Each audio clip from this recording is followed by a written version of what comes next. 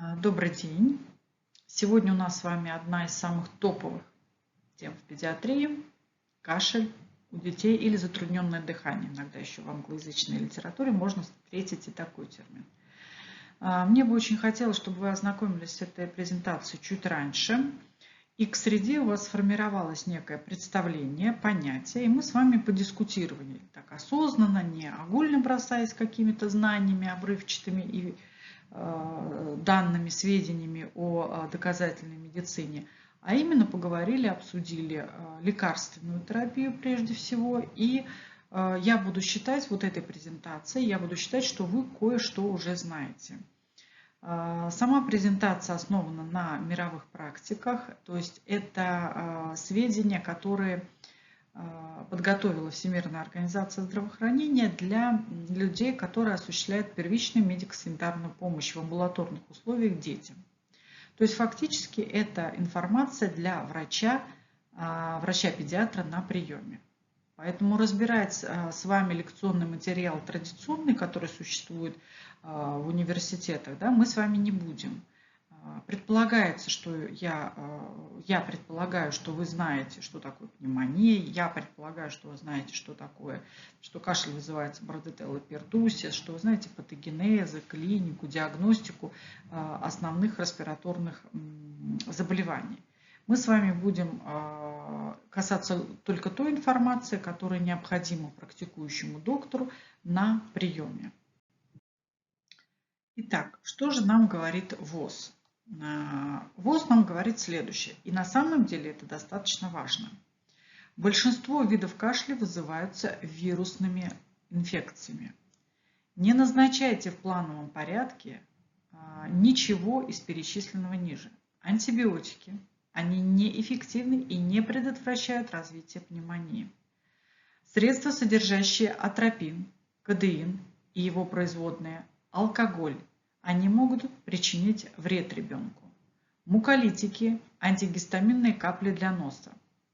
Поддерживайте осведомленность о текущей эпидемиологической ситуации в том регионе, в котором вы непосредственно работаете. Итак, к вам на прием приходит ребенок с кашлем. Что вы делаете? Какие вопросы вы задаете? Первое. Данные анамнеза и на что прицельно обратить внимание. Кашель продолжительностью свыше 14 дней нас очень сильно будет интересовать, поскольку такой кашель, он обусловлен другими причинами, не простудными. То есть здесь кроется какая-то серьезная патология, осложнения какие-то, где есть совершенно другое этиологическое начало. То есть вот 14 дней – это некий критерий, который мы должны все равно в голове всегда держать. При кашле свыше 14 дней мы всегда спрашиваем маму, был ли контакт с членом семьи больным туберкулезом или страдающим каким-то хроническим кашлем. Приступы спазматического кашля, сопровождающиеся репризами, рвотом и центральным цианозом, конечно, нас волнуют в плане коклюша. Да? То есть это бактериальная инфекция, которая лечится антибиотиками, и здесь необходимо кардинально менять тактику.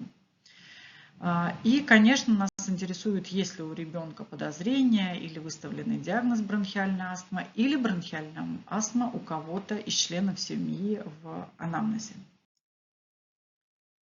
Повышение температуры тела в анамнезе было или не было? Когда? До кашля. В момент, когда ребенок начал кашлять. Сопутствующие хронические заболевания, например, муковисцидоз.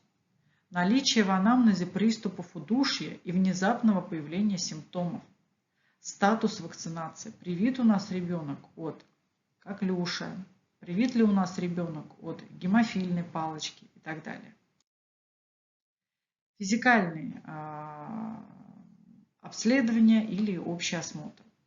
Повышенная температура тела, центральный цианоз, апноэ, затрудненное или стонущее дыхание, раздувание крыльев носа, дыхание, слышимое на расстоянии, стридер, кивательные движения головой, указывающие на тяжелую дыхательную недостаточность, тахикардия, выраженная бледность кожных покровов.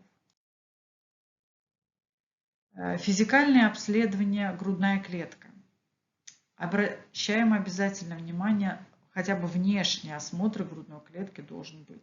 И здесь нас интересует прежде всего частота дыхания. Существуют нормы, не забывайте, пожалуйста, про них, учащенного. Что мы подразумеваем под словом учащенное дыхание, то есть тахипноя. Помним, что одышка и тахипноя – это разные вещи. Одышка – это субъективное ощущение человека недостатка воздуха. А учащенное дыхание или тахипноя – это всего-навсего просто повышенная частота дыхания в единицу времени, ну, как правило, в минуту. Учащенное дыхание в возрасте младше 2 месяцев – это более 60 дыхательных движений в минуту, в возрасте до года – это больше 50 дыхательных движений в минуту, до 5 лет больше 40, старше 5 лет больше 30 и старше 10 лет больше 25. Ну и уже практически норма взрослого человека старше 15 лет – это больше 18. При физикальном обследовании грудной клетки мы всегда обращаем внимание на втяжение нижней части грудины. Да? То есть тогда, когда ребенок дышит, он делает при выдохе ничего не видно. Да? Когда ребенок делает вдох, мы сразу видим вот эти нижние отделы грудной клетки, они втягиваются и контурируют межреберные промежутки.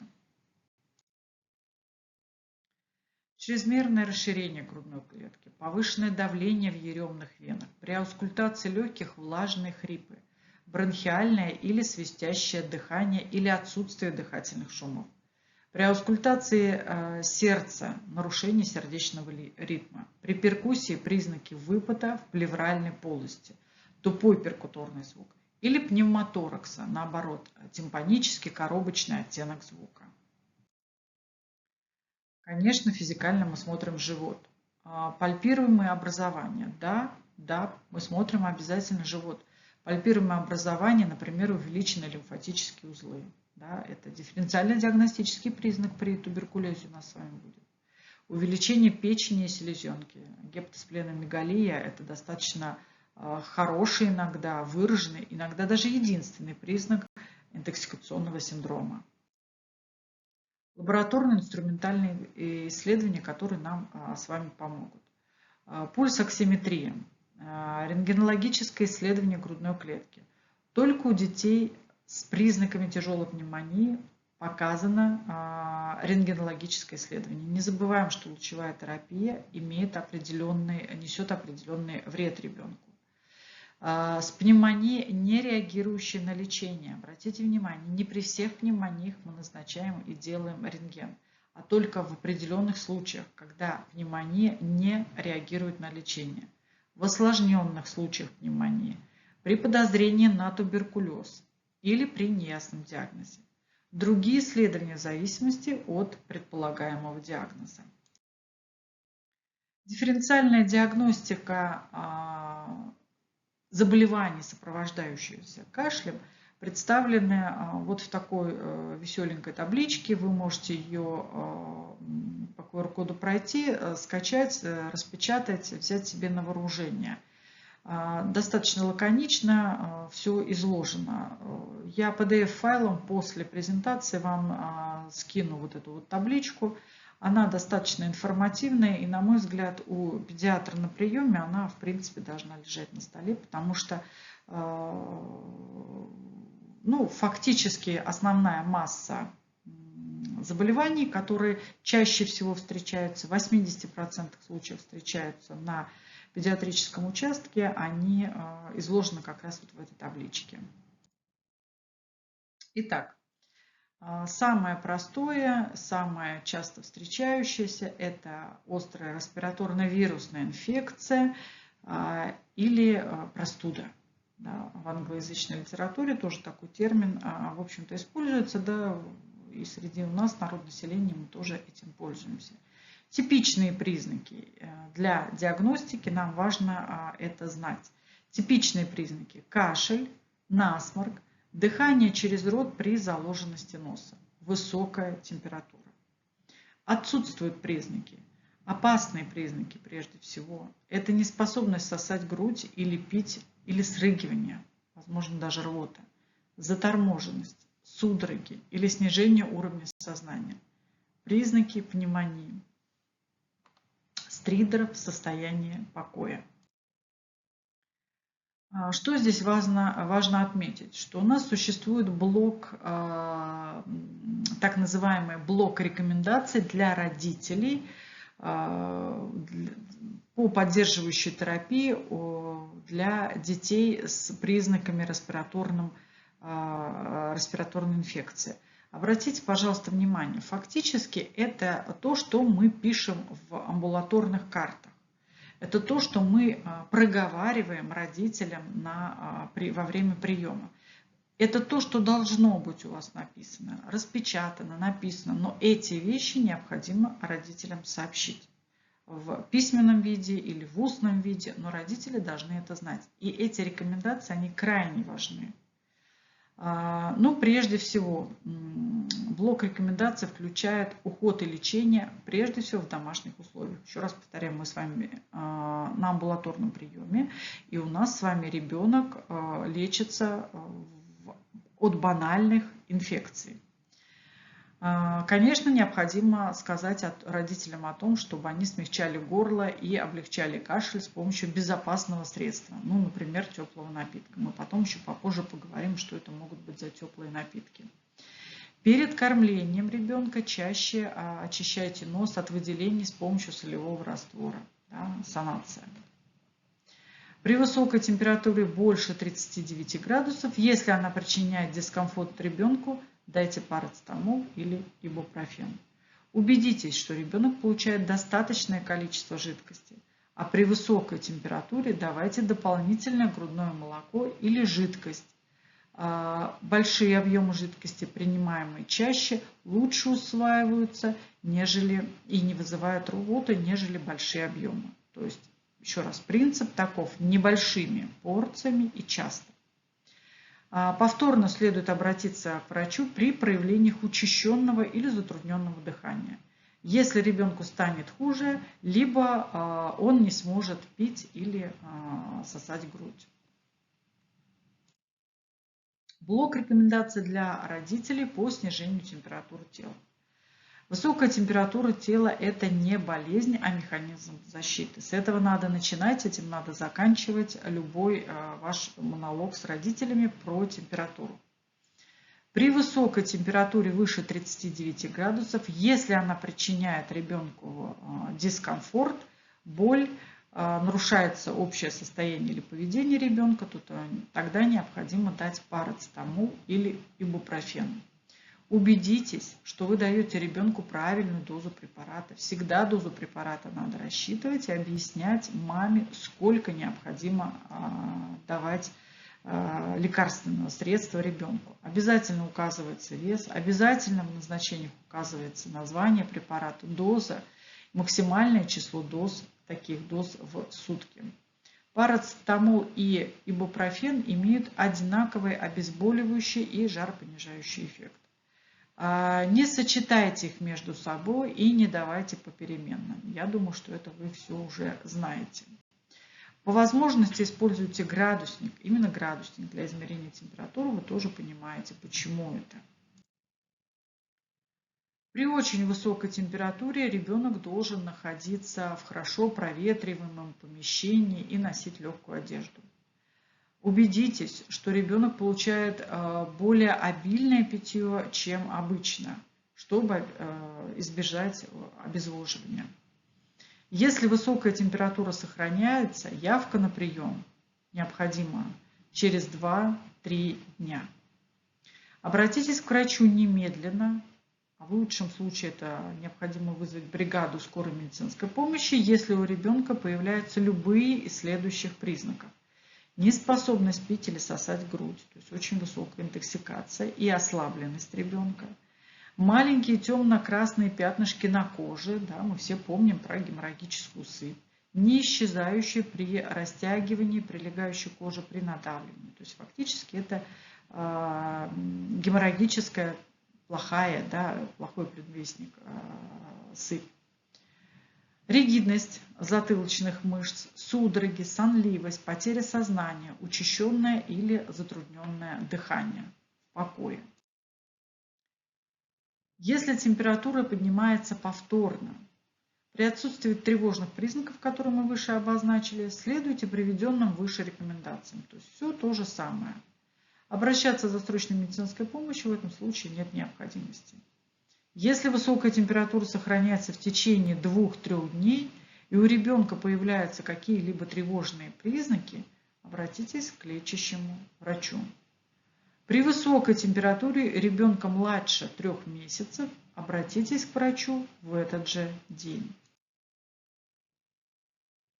Острый бронхит. Да, это следующее по частоте встречаемости острое респираторное заболевание. Чем он характерен? Из анамнеза. Это кашель, насморк, нормальная или субфебрильная температура, иногда боли в теле в течение первых 3 дней заболевания. Затем начинается упорный кашель, который может стать продуктивным. Может и не стать продуктивным. Да? Все зависит от реологических свойств самой слизи. Боль в груди, усиливающаяся при кашле, особенно у детей старшего возраста. Они дифференцируют этот симптом как отдельный. Физикальное обследование. Ранние симптомы включают ринит, конъюнктивит, при аускультации грудной клетки влажные сухие хрипы, а в некоторых случаях астмоидное дыхание. При тяжелых заболеваниях включается учащенное дыхание, в принципе оно может и отсутствовать. Инструментальные методы исследования. Они требуются только в отдельных случаях, если есть какие-то сомнения. До этого рекомендуется в обязательном даже порядке проводить пульсоксиметрию для того, чтобы понять, у нас ребенок в гипоксии или нет. Блок рекомендаций для родителей по поддерживающей терапии острых респираторных инфекций на дому, он работает и для острого бронхита, потому что чаще всего эта вирусная инфекция проходит самостоятельно. Просто особые вирусы, да, тропность вирусов ткани на уровне трахеобронхиального дерева, они, в общем-то, провоцируют развитие на этом уровне патологического процесса. Но рекомендации все те же самые, поэтому блок работает, рекомендации для родителей, как и в предыдущем случае. Что необходимо добавить к лечению острого бронхита? И что необходимо помнить и, возможно, даже просвещать в этом смысле родителей? Острый бронхит относится к заболеваниям, которые проходят самостоятельно, без лечения. Не назначайте ребенку противокашлевые препараты. И еще раз повторяю, нам говорят мировые практики, это нам говорит Всемирная организация здравоохранения. Не назначайте антибиотики в плановом порядке, вы понимаете почему. Очищать нос ребенка младшего возраста от выделений с помощью солевого раствора, если заложенный нос приводит к затруднению носового дыхания. Кашель может продлиться несколько недель. Мы с вами говорили, критерием является срок 14 дней, то есть 2 недели. Последующие наблюдения. Как же потом выстраивать тактику наблюдения или тактику лечения с ребенком? Назначьте повторный прием для оценки состояния ребенка через 2-3 дня. Или предложите родителям обратиться раньше назначенной даты, если состояние ребенка ухудшается или возникают какие-то тревожные проявления, тревожные симптомы. Пневмония. Пневмония – это инфекция нижних дыхательных путей, которые обычно вызываются вирусами или бактериями. Да, пневмонии у нас бывают разные, и ковид нам показал это. В число основных бактериальных патогенов входят стрептококк, гемофильная палочка, стафилококк золотистый, стрептококк пиогенный, стрептококк. Кроме того, заболевания могут вызывать микоплазма, хламидия, которые приводят к так называемой атипичной пневмонии. Диагностика. В основном диагноз ставится на основе симптомов и анамнеза. Клинических проявлений и результатов рентгенологического исследования недостаточно для определения причины заболевания. Вирус это или бактерия. Напомню, что раньше старые педиатры всегда говорили, диагноз пневмонии – это клинический диагноз. Это анамнез, это пальпация, перкуссия, аускультация, это элементарные какие-то обследования, если они у вас в доступности есть, то есть клинический анализ крови. Но это прежде всего клинический диагноз. Из анамнеза что нас интересует? Перенесенная пневмония в анамнезе, да, то есть тогда, когда ребенок уже болел пневмонией, мы предполагаем, что это локус минорис резистенция, есть какая-то анатомическая предпосылка или особенность функционирования альвеол, мукоцилиарного аппарата, который приводит к развитию пневмонии. Это важно. Статус вакцинации. Детей прививают, родители выбирают расширенные программы вакцинации, поэтому обязательно уточняем, есть ли прививка против стрептокока, есть ли прививка против гемофильной палочки. Пневмония у детей грудного и раннего возраста проявляется повышенной температурой, кашлем, беспокойством, выраженным беспокойством ребенка, может быть проявление со стороны желудочно-кишечного тракта, рвота, диарея, неспособность пить или сосать грудь.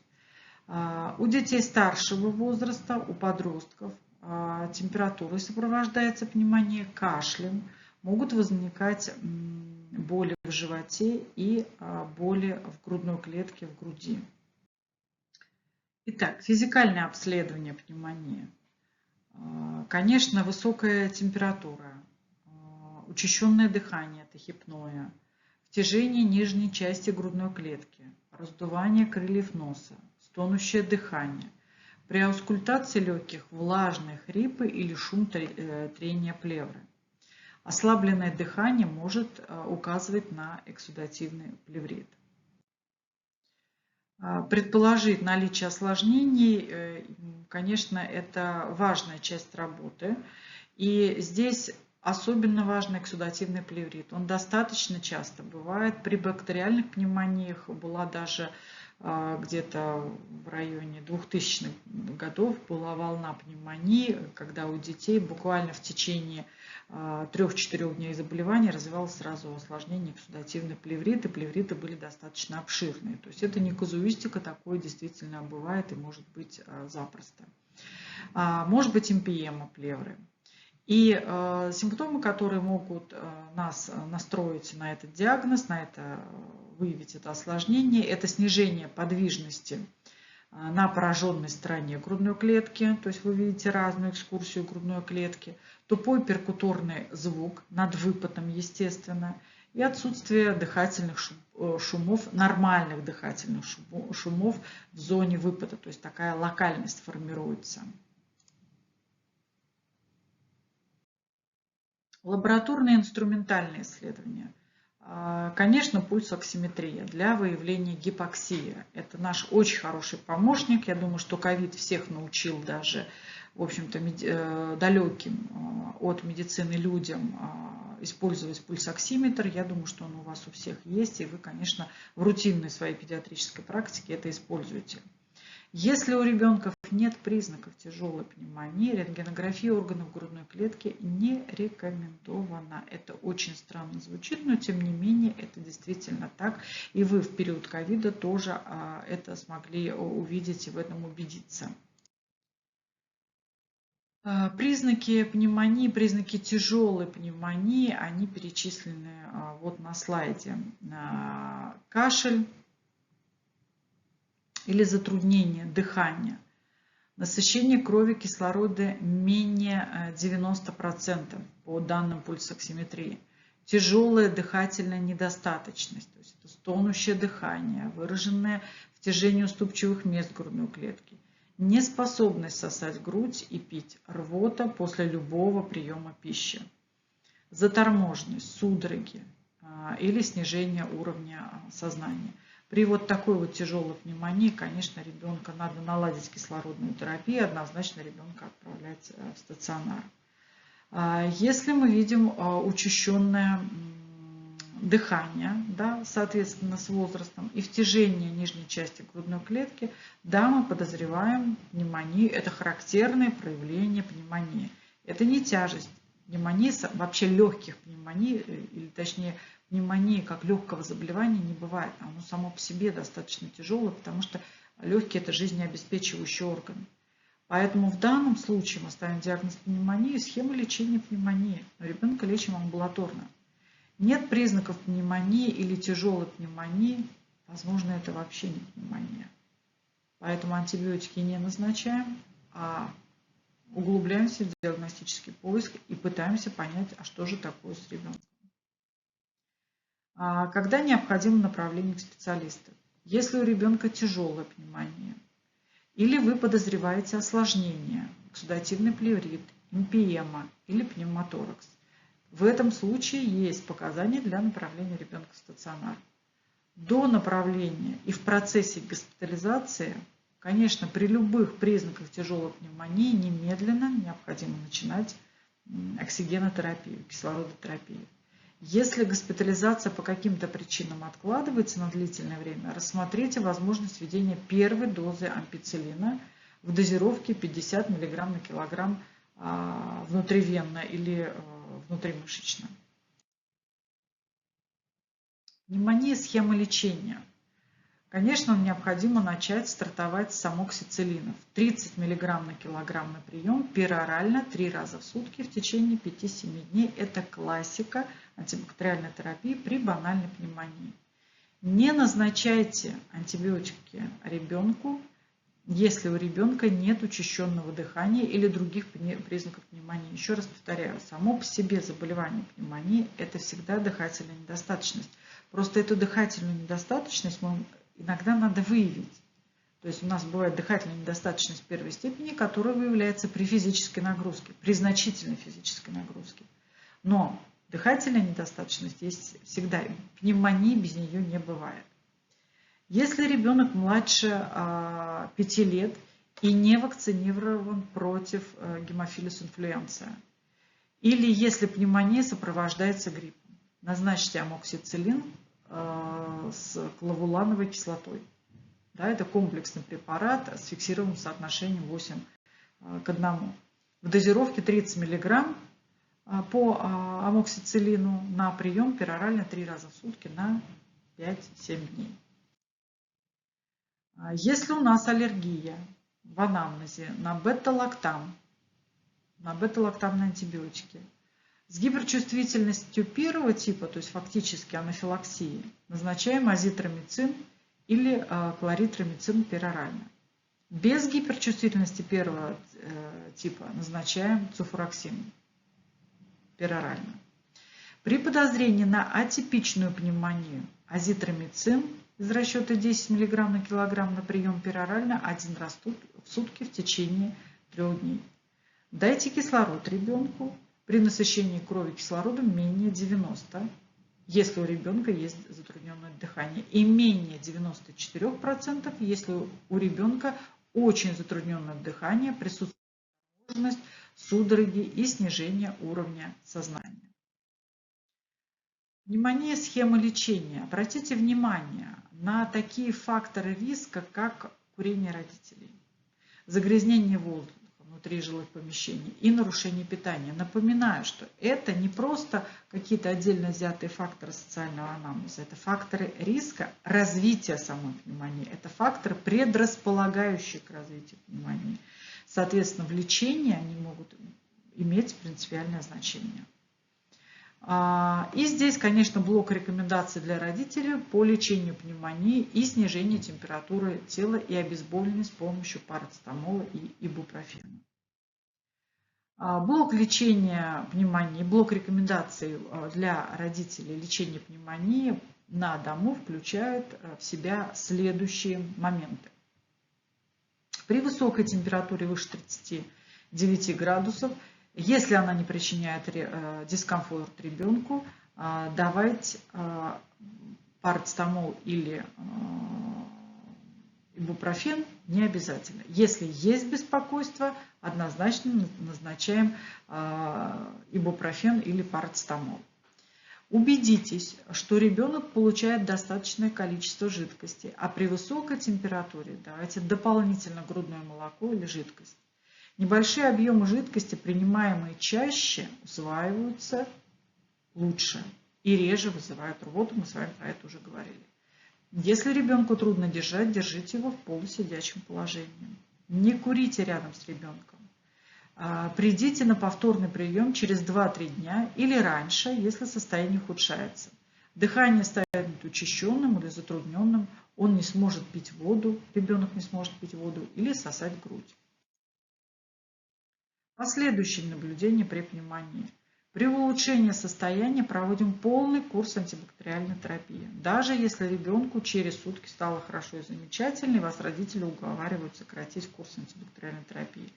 Положено 5-7 дней, минимум 5 дней мы проводим антибактериальную терапию.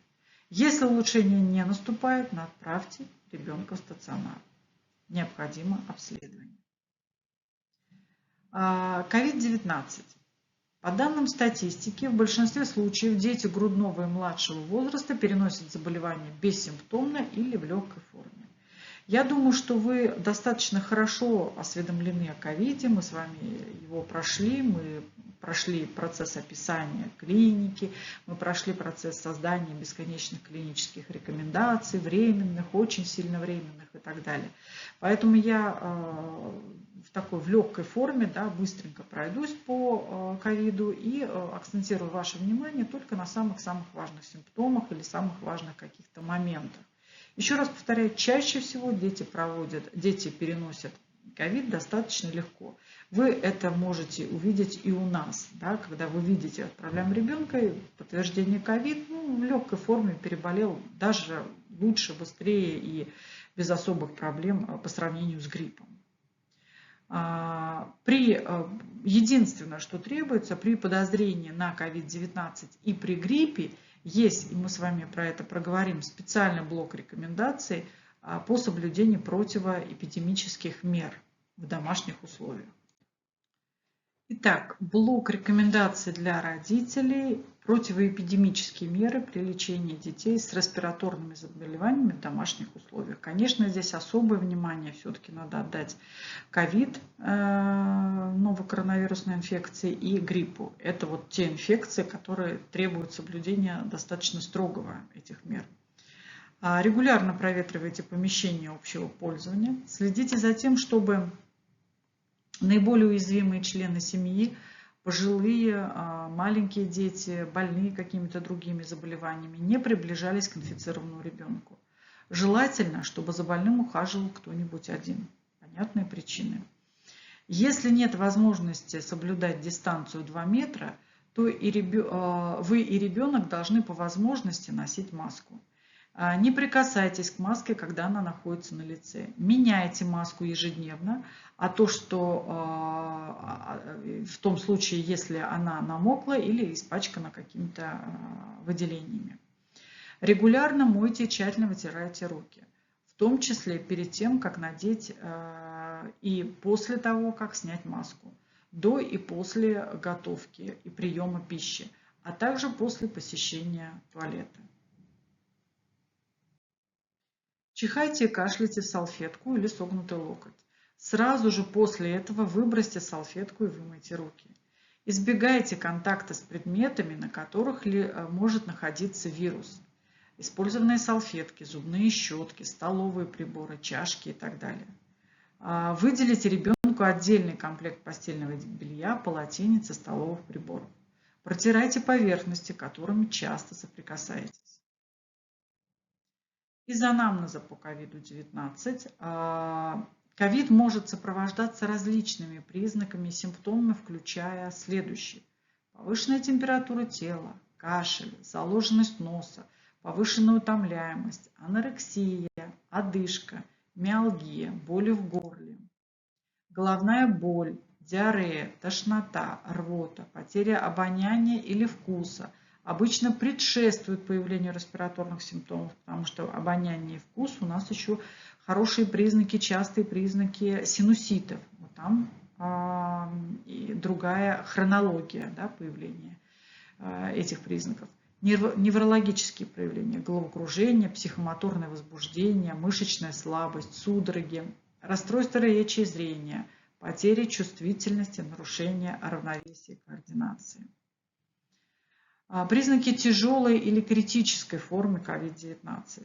Признаки пневмонии или тяжелой пневмонии, сепсис или септический шок, увеличенное время наполнения капилляров более 2 секунд, артериальная гипотензия, измененное состояние психики, брадикардия или тахикардия, тахипноя, мраморная или холодная кожа, петухиальная сыпь или пурпура, олигурия.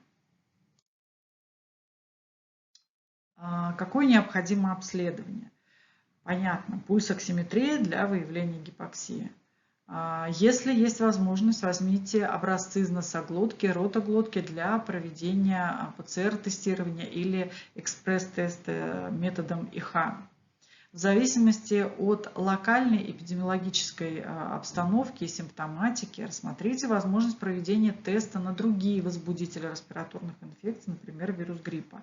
И вы видели по нашим детям, что очень часто вирус гриппа и COVID-19 они выявляются у одного и того же ребенка. Как правило, методы диагностической визуализации грудной клетки не показаны, если у нас нет тяжести процесса. Все дети с подозрением или подтвержденной инфекцией COVID-19 должны быть изолированы на дому для предотвращения дальнейшей передачи вируса. Не назначайте антибиотики без клинического подозрения на бактериальную инфекцию. При подозрении на пневмонию у детей старше 5 лет рассмотрите возможность назначения эмпирического лечения антибиотиками, потому что здесь чаще всего заложена уже бактериальная пневмония. Мы всегда помним, что вирус дает дорогу бактерии. Сначала прокладывает дорогу в организм человека вирус, он изменяет иммунологическую реактивность, и вслед за этим, как растертые ворота, в объятия входит бактерия. И, конечно, когда мы имеем дело с детьми, с маленькими детьми, то риск бактериальной инфекции достаточно высокий. Блок рекомендаций лечения пневмонии на дому. Это работает и для COVID-19. Блок рекомендаций для родителей: противоэпидемические меры при лечении детей с респираторными инфекциями в домашних условиях. Незамедлительно обратитесь к врачу, если возникает любой из перечисленных ниже признаков. И родителям это необходимо объяснить. Затрудненное или учащенное дыхание, синюшная окраска губ или лица, боль или ощущение стеснения в грудной клетке, спутанность сознания, медленное пробуждение или слабая реакция на внешние стимулы в бодрствующем состоянии, невозможность принимать жидкость или сосать грудь, обезвоживание. Как необходимо наблюдать таких детей? Для регулярного наблюдения обеспечьте оказание помощи на дому и по возможности с использованием методов телемедицины. Ну, насчет телемедицины, конечно, это европейские рекомендации, возможно, у них там это все быстро и хорошо и замечательно, но хотя бы по телефону или в каких-то мессенджерах наладьте сообщения, наладьте общение с родителями и взаимодействие таким образом, по крайней мере, попросите их отписываться, например, каждый день в первой половине дня о самочувствии ребенка, вплоть до полного исчезновения симптомов и фактически заключительного приема ребенка с родителями. Если состояние ребенка ухудшается или возникают признаки, указывающие на тяжелую или критическую форму COVID-19, направьте ребенка в стационар. При необходимости дайте кислородотерапию. Проверьте, возможно ли отмена режима изоляции для ребенка. И следуйте действующим национальным рекомендациям, которые существуют в той стране, в которой вы проводите лечение. То есть у нас они, в общем-то, единые. Чего мы боимся при COVID-19? Мы боимся мультисистемного воспалительного синдрома, связанного с COVID-19. И вы знаете, что именно от этого синдрома умирали дети в ту пандемию, которая была у нас в 2020-2021 году. Наличие у ребенка или подростка повышенной температуры тела в течение 3 дней и более, а также 2 и более следующих признаков. Сыпь или двусторонний негнойный конъюнктивит или признаки воспаления кожи, слизистых оболочек, полость рта, кисти, стопы и так далее. Гипотензия или шок. Признаки дисфункции миокарда, перикардит, вальвулит, коронарная аномалия и так далее. Признаки коагулопатии, протромбиновое время и длительность кровотечения. Острое желудочно-кишечное расстройство, диарея, рвота или боли в животе, а также повышенные маркеры воспаления, такие как ЦОЭ, С-реактивный белок или прокальцитониновый тест, а также отсутствие других очевидных инфекционных причин воспаления, а также подтвержденный диагноз COVID-19 или методом ПЦР или антигеновым тестом. Или у вас есть четкое подтверждение четкого контакта с близким человеком, да, то есть членом семьи или совместным проживанием. Всех детей с мультисистемным воспалительным ответом или с подозрением на этот мультисистемный воспалительный ответ необходимо, конечно же, госпитализировать. Астмоидное дыхание или бронхообструктивный синдром. Немножечко коснусь этого вопроса из того перечня дифференциальных диагностических поисков, которые могут быть, в принципе, связаны с астмоидным дыханием. Ну, в англоязычной и мировой литературе есть такой термин астмоидное дыхание. У нас это чаще всего бронхообструктивный синдром. Мы называем так. Почему? Потому что это достаточно частое явление. Это во-первых. А во-вторых, вы знаете о том, что в настоящее время признана, ну скажем так, инфекционно-аллергическая теория.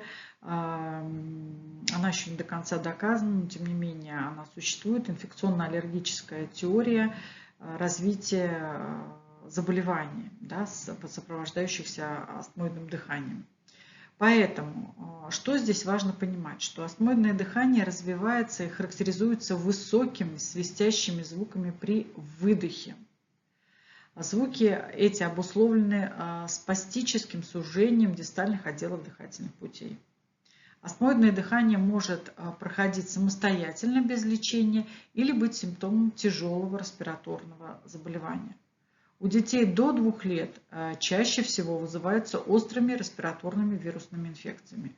У детей старше 2 лет в большинстве случаев обусловлено бронхиальной астмой.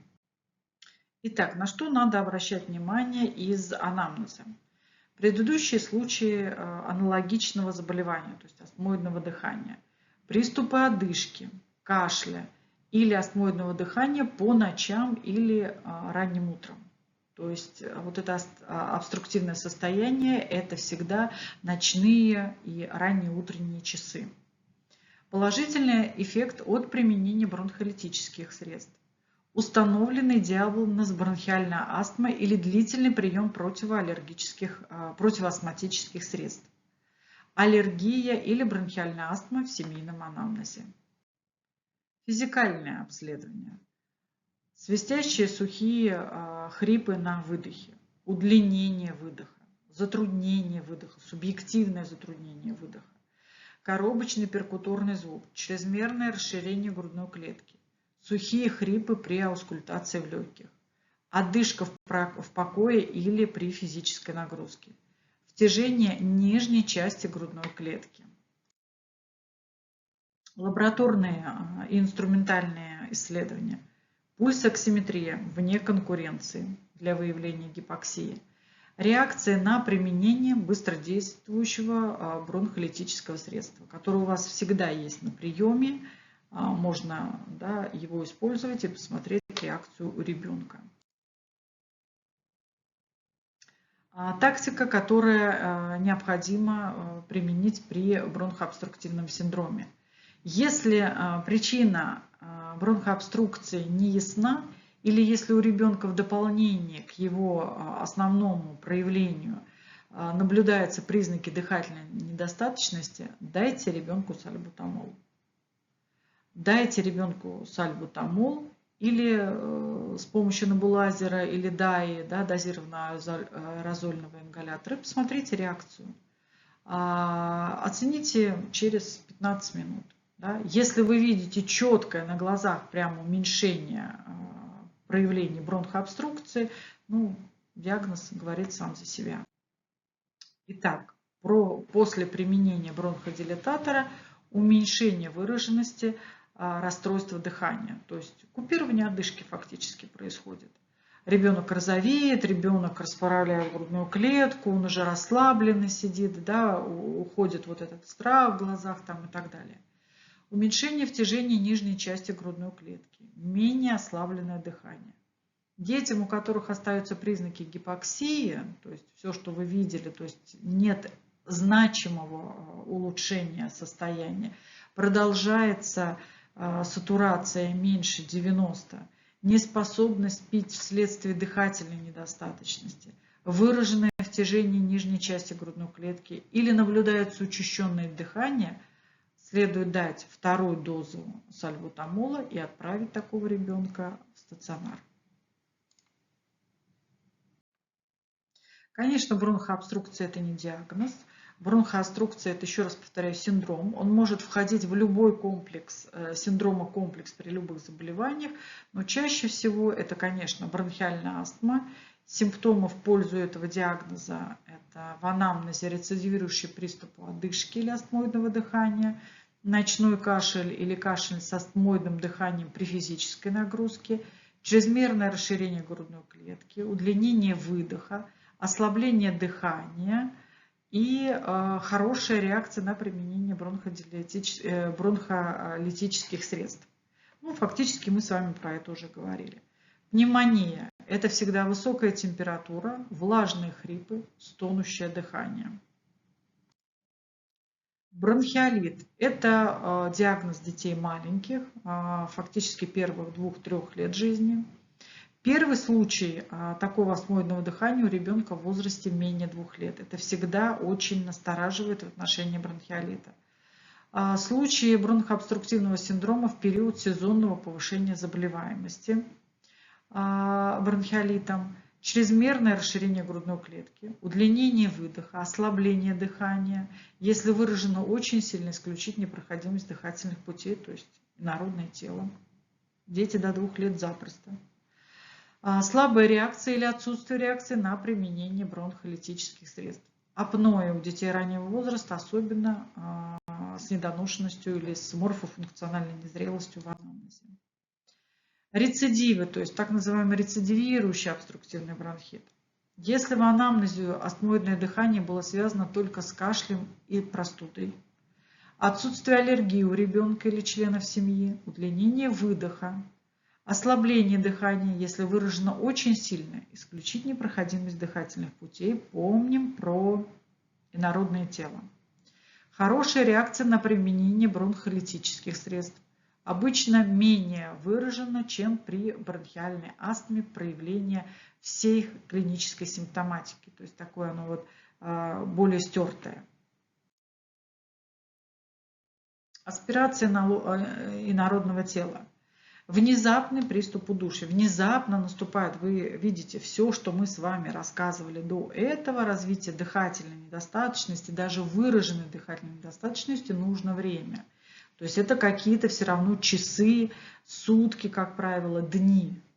А инородное тело или аспирация инородным телом, это вот ребенок только что играл, все было все хорошо, все нормально, и вдруг вы видите признаки дыхательной недостаточности, одышка, да, цианоз там и так далее. Астмоидное дыхание может выслушиваться только с одной стороны, да, потому что инородное тело, бронх, как правило, закупорка идет одной части грудной клетки, соответственно, такая вот локальность с одной стороны может быть. Отсутствие, естественно, реакции на применение бронхолитических средств. Внезапное развитие стридера или дыхательной недостаточности. Именно внезапность настораживает всегда. локальное ослабление дыхания или свистящие хрипы при аускультации. Мы с вами проговорили основную массу, ну скажем так, тех вещей, которые вам помогут непосредственно на приеме в дифференциально-диагностическом поиске и для того, чтобы обязательно обоснованно применять те лекарственные препараты, ту тактику, которую вы в итоге выберете в зависимости от диагноза. Потому что сначала диагноз, а потом все-таки тактика, да, и не наоборот. Что же, по мнению мирового сообщества, действительно помогает или не помогает при кашле? Да? От чего мы должны остерегаться и в голове всегда эту вот схему держать? Итак, что может помочь при кашле у ребенка? Обильное питье. Мы с вами про это проговорили. Да? Дает успокаивающее действие на слизистую дыхательных путей, облегчает отведение слизи и разжижает мокроту, которая достаточно тяжело откашливается в самом начале заболевания. Прохладный, влажный воздух. Есть такой термин. И посмотрите, не горячий пар. Да? Ни в какие паровые ингаляции мы никогда не делаем, не назначаем. Но, обратите внимание, он неэффективен по результатам исследований. Они были. Поэтому в отношении ингаляции сейчас очень много споров, что кто-то говорит, что это помогает, кто-то не помогает. Нет подтверждения того, что прохладный влажный воздух помогает в лечении заболеваний существенным образом. Но мы про него еще немножко поговорим. Леденцы. Они могут использоваться для облегчения кашля, который по возрасту уже не рискуют подавиться, да, этими леденцами. То есть фактически это обильное теплое питье только в виде вот сосательных леденцов.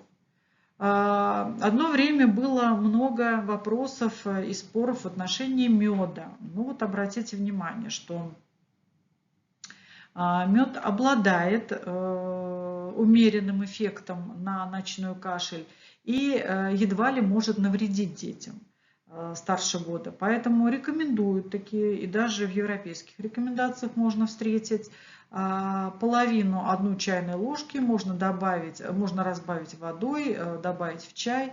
И в рандомизированных исследованиях дети, получавшие мед, имели более редкий кашель. Его силе и беспокойству из-за кашля по сравнению с детьми, получавшими плацебо.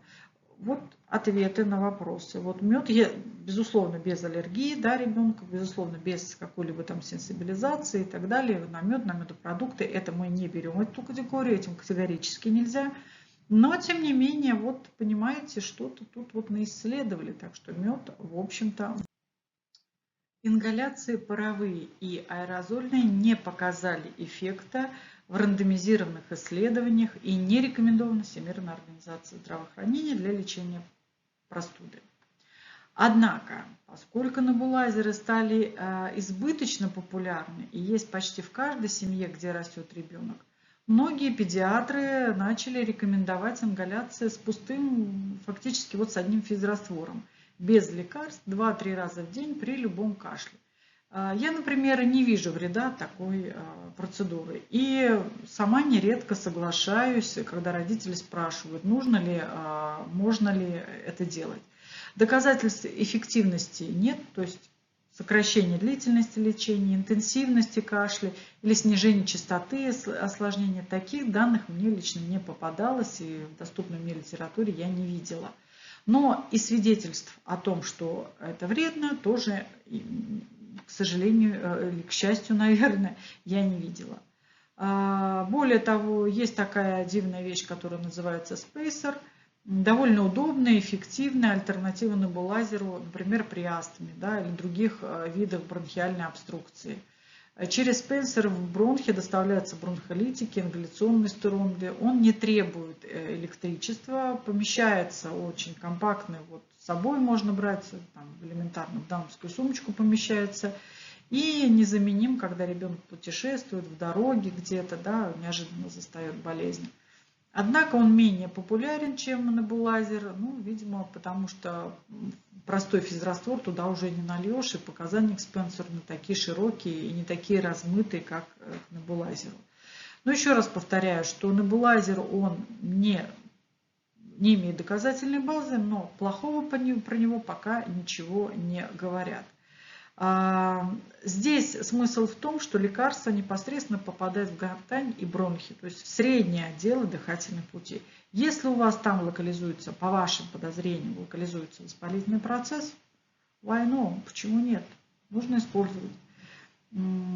Чаще всего это вирус, индуцированная бронхиальная обструкция какая-то, то есть обструктивный бронхит.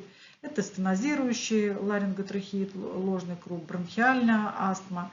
Реже, гораздо реже, конечно, пневмонии и другие заболевания. Ну, что не нужно делать при кашле? Муколитики, отхаркивающие средства, не имеют доказательной эффективности у детей. Возможны побочные эффекты. Да? Бронхоспазм, раздражение желудочно-кишечного тракта, лихорадка. Есть доказательная база на этот счет, причем, посмотрите, она достаточно давнишняя. Поэтому здесь крайне осторожно. Для чего? Зачем мы их назначаем? Если родители очень сильно настаивают, в этом случае, конечно, надо предупредить о всех последствиях и отдать на откуп родителям. Вы говорите, я не рекомендую вам эти препараты, но вы вольны поступать так, как хотите. Противокашлевые препараты – это препараты, которые непосредственно действуют на кашлевой центр, точнее угнетают кашлевой центр и кашлевой рефлекс. Ну, чаще всего это кадеин.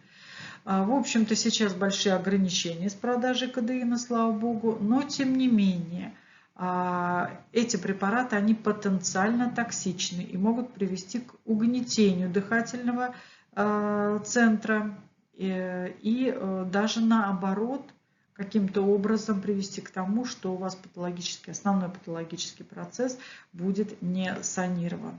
Педиатры стали назначать для лечения небулайзеры, но я благодарю вас за терпение и внимание. Я надеюсь, что я внесла небольшую ясность в лечение детей и в отношении к детям с кашлем. И я думаю, что мы с вами, наверное, что-то пообсуждаем в среду. Благодарю за внимание.